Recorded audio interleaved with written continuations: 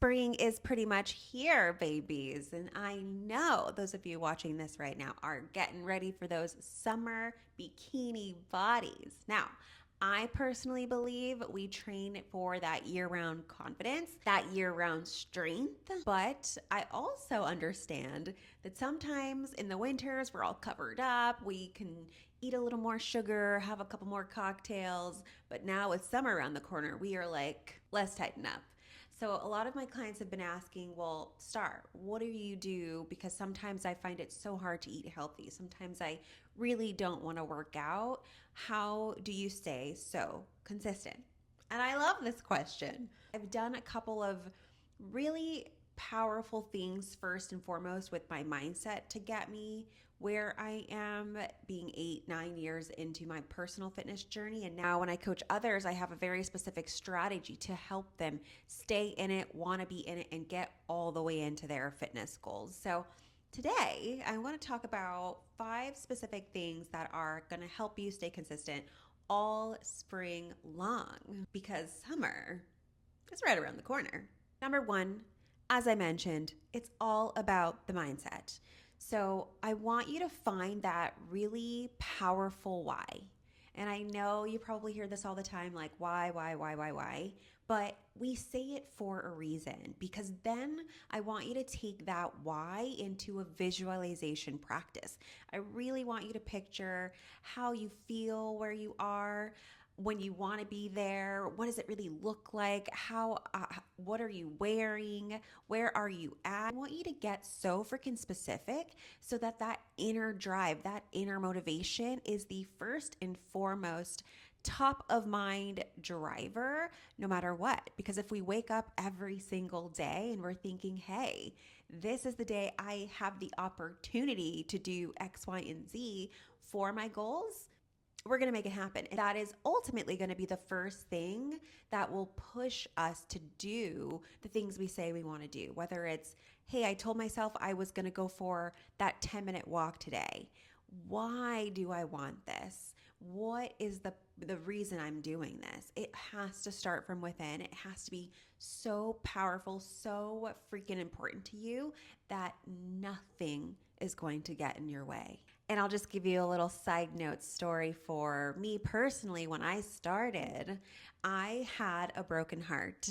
And I think that is such a big reason why a lot of us maybe, and I always think of Khloe Kardashian, like that girl, she was going through it with Lamar. And one of the biggest things that helped her in her mindset was working out. And it was the same for me. I mean, it was not that dramatic of a breakup, trust me, but I used that pain and that emotion for how I felt coming out of that relationship because I wanted to feel better. I wanted to feel stronger. I wanted to feel capable. And I was able to apply that to something so freaking new to me. I had never worked out a day. Well, okay, I was on the treadmill.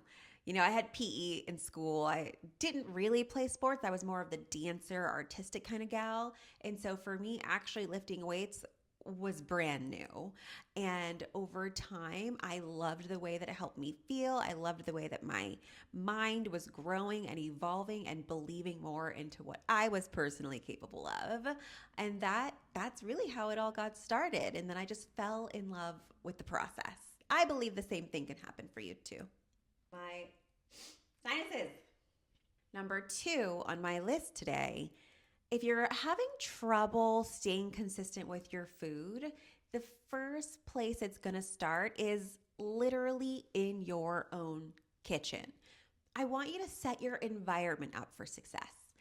And it starts with that grocery haul. What is on your list? We're not eating processed foods. We're not eating junk food. We're not getting all the sugar, the ice cream, the stuff that we know is in that 20%, right? When we're thinking about the 80-20 balance. What's in the 80%? What are your healthy, lean proteins? What are your complex, slow digesting, burning carbs? What are your healthy fats? What does that look like? I personally have to go to the grocery store with a list because I will easily get diverted. I'll see something and be like, ooh, what's this? No. let me stick to my list. And then if I want something a little on the sweeter side, which I typically don't even keep at home anyways, then I will figure out a way or a fun, like I'll find a macro friendly recipe to swap something out and it'll be high protein. It'll have those healthy fats rather than all the processed sugars. It'll might have more of a agave or honey over the white sugar, things like that. Like, how can I make this a healthy swap? But again, starting with that grocery haul, I'm not going to bring anything back to this house that is going to derail me from my goals. Because I'm the type of gal, if I'm like sitting around bored, and there's nothing to do, or I'm watching TV and I'm like, ooh, I just want a little snack, I will definitely go for the sugar first. So I just do not keep it at home. Obviously, we want to build in a discipline, and I think that I've done a really good job of balancing myself there. But at the same time, I personally don't believe that as humans, we have to have something right there that's always flashing and tempting us. Just get rid of the temptation altogether. Get your grocery haul done. Make time, reserve it in your busy, jam packed week. If it's once, if it's twice, whatever works for you and your family. And then I want you to meal prep consistently. I want you to pick a time on your calendar, the same time that you know, no matter what the kids are doing, no matter what Huz is doing, no matter what you've got planned, that time is going to work for me every single week. And if not, I've got a backup time. So you'll have preferably the one time, but if anything fails, that second backup time is there. And I want you to put it in your phone as a reminder. It's meal prep season. That way you can actually jump into it. Time block it in your calendar, set reminders. And this is how we start building those habits first. So if we're thinking, I really don't feel like doing it, we don't have any excuse. We've already time blocked it on our calendar. So now you really have to go back to step one, remind yourself of the why, visualize what it is that we are literally fighting, maybe fighting that inner self for to overcome and really instill and get for you, your body, your health, and your happiness. One of the things I love that my clients have access to is inside of the Bear app. We will, yes, start with time blocking, but then because we really don't want to be eating the same boring chicken, broccoli, brown rice, like that is the lamest combo. But if I'm adding, okay, maybe a specialty homemade sauce that I know doesn't have all the sugar and the fats, or if I'm adding a different style to it, or even a new type of vegetable, or whatever you want to do to make it different or season it different, that usually works for me and make it more of a fun bowl. But my clients have access to the Bear app. We have tons of recipes with templates that break it down according to what do you want to eat? What do you want to use? Is it the crock pot? Is it the oven?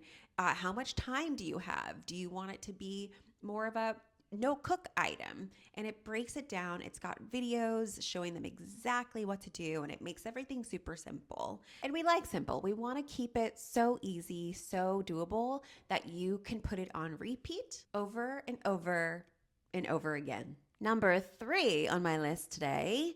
Lately, this has been something I've been doing just to mix things up because I am 8-9 years into my fitness journey. I love the gym. I can go to the gym. Right now, it's about 3 or 4 times a week just to strength train.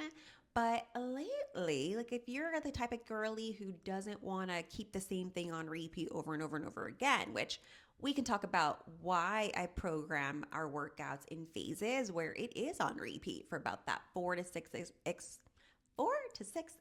weeks. But if you do want to mix things up in between your regular program, I recommend booking a class with a friend. There are so many fun, creative things that we can do now to get active with others in our community. I am personally going into more in-person training myself because of post-COVID. We're not scared anymore to be near each other, and we have access to all of these events that we have missed and craved for so long. So Legree is my newest favorite class. It is a hard class. I've never done a Pilates reformer class, but that Legree is more strength focused, which is why I gravitated towards it faster. But I definitely recommend. There's also people are going on runs right now. 5Ks are really big. People are doing mat Pilates classes, yoga. I personally have been in a pole fitness for the last year, and I'll bring my girly friends to that. And guys too. Hey, we're open to everybody around here. But I'm just saying, I want you to, if you're like, I just get so bored and this feels so stale, really get creative for how you can bring the people that you love, whether it be your partner, your girlfriends, and have fun with it. Even at the gym, like my main gym is offering strength training classes, and I love seeing women who've never, I mean, we are women in their 30s, 40s, 50s, 60s who've never lifted weights before are getting into it because we're making it a community event now. So get involved, bring your friends, Google search what's near you. My top rec right now, try that Legree and let me know how it goes.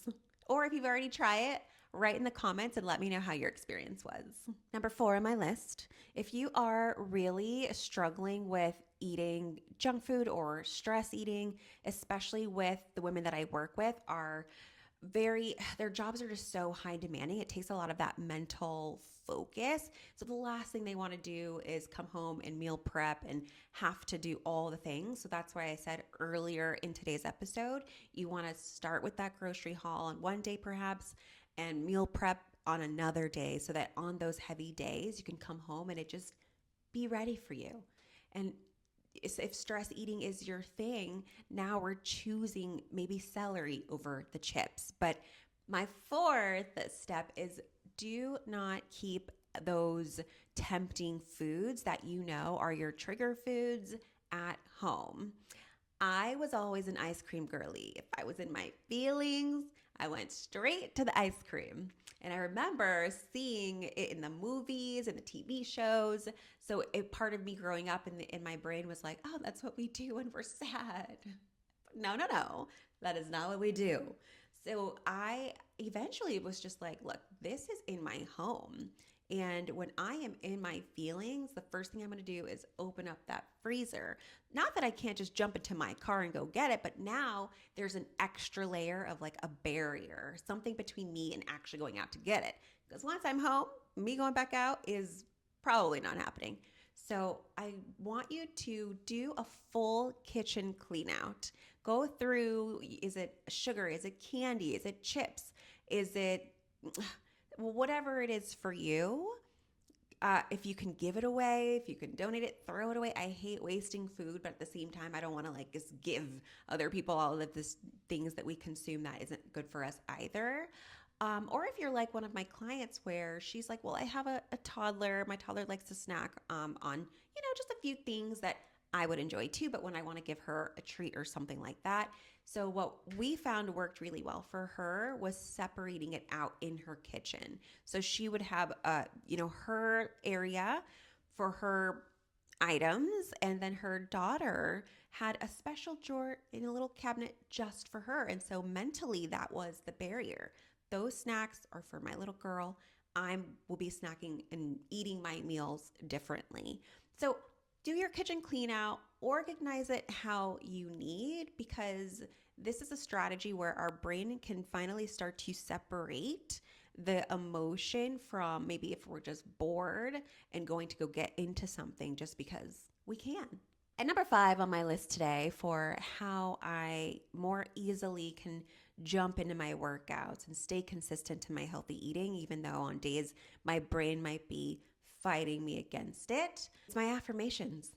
I strongly, again, going back to that mindset, we build that mental toughness. I had a mentor that told me years ago, the stronger that we can build our mental toughness, but if we treat it as a practice, the easier it will get over time to lean into those goals that we are creating in our minds, that visualization as well. So whatever that affirmation looks like for you, whether it's today, I'm going to be committed. This month, I am going to do things that make me feel strong, that make me feel empowered.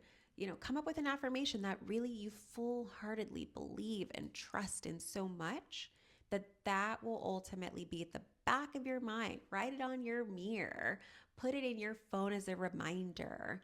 Put it, if you're in your office, write it on a sticky note so that you can look at that affirmation every single day and be reminded of why you are choosing different. The stronger we can build ourselves mentally, it will reflect everywhere else. It will reflect in every little decision we make, but it starts with baby steps. I don't want us trying to do all the things at once. Drink my water, take all my steps, do 18 lifts this week.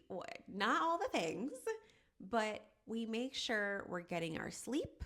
That is definitely at the top of the pyramid. And then following these 5 steps that I've laid out for you today, one by one, you will get there. Nothing will stop you. I am so excited to see and hear what you guys are working on. So do me a favor, drop me a comment. Let me know what is something you really want to work on over the next 3-4 months as we are in spring, getting ready for summer, but really building our forever bodies and beyond. Thank you for joining me today. I appreciate you guys for being here.